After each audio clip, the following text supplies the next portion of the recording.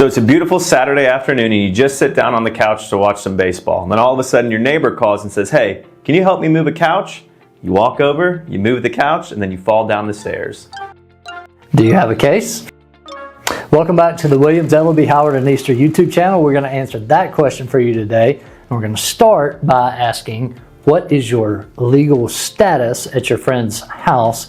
And most likely that is going to be a licensee. So what does it mean to be a licensee, Chase? Right, so in Georgia specifically, there's basically three types of statuses you have to evaluate when you're looking into what we call a premises liability case, right? You have... Which is what you would have if you were to fall downstairs at somebody else's house. Correct. So you have an invitee, a licensee, or a trespasser, right? So a trespasser is somebody who's not supposed to be there. An invitee is someone who's there for mutual benefit. A licensee is basically a social guest, someone you invite over to your house. And if you have a licensee, as the homeowner or the property owner, you have certain obligations to sort of warn the licensee. So Joel, what are those types of things you need to warn a licensee about? Yeah, so it varies from state to state, but at least in the state of Georgia, where we're from, the first thing you're going to look at in a licensee situation is the homeowner has a duty to not knowingly expose their invited guest, those licensees,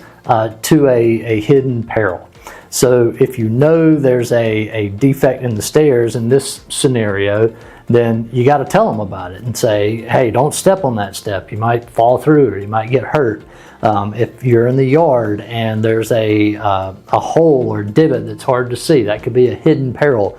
You don't want to subject them to that. But it's very different than when somebody goes to a store and they're a paying customer. In those situations, you're called an invitee, and the store owner or the property owner's duty to their guests that come to their property is much higher than that of a social guest. And the reason for that is because the law looks at it and says, well, the store owner is getting a benefit by inviting customers to come there and spend their money, right?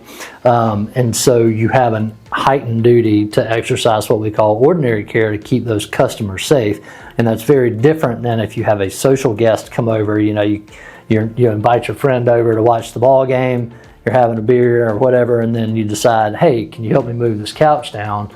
Well, you're not a paying customer, you're a social guest, and so the duty there is to not expose the social guest to a known hidden peril. That's right, and you got to think too, in certain situations, like in the couch moving scenario, there's always going to be what we call defenses, right? So there's assumption of the risk.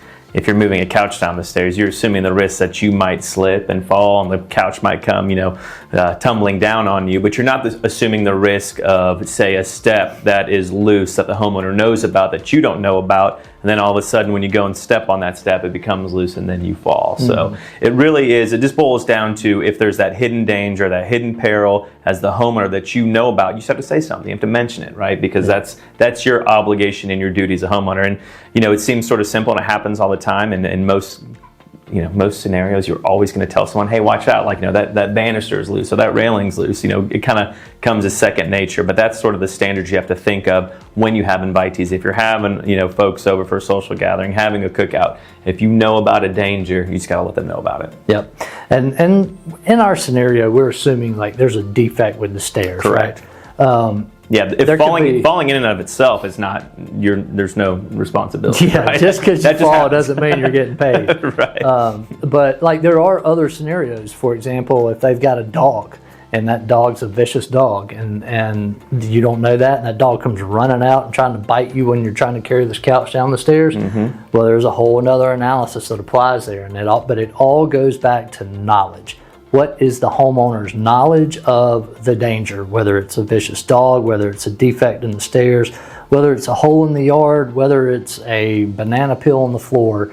It all goes back to what is the knowledge of the homeowner, and is it greater than the guest, whether they're a licensee or an invitee? And then the standard that you're holding the property owner to goes to, is it someone who's there for a mutual benefit, like a paying customer, a social guest, or is that person a trespasser, in which that case you basically, the words are different, but you almost have to intentionally injure them in order to be held liable for injury to a trespasser. Yeah, that's right. So, all right, well, I think that about covers it for this video. If this video has been helpful to you, we appreciate you giving us a thumbs up, hit that subscribe button. Otherwise, we will see you next week.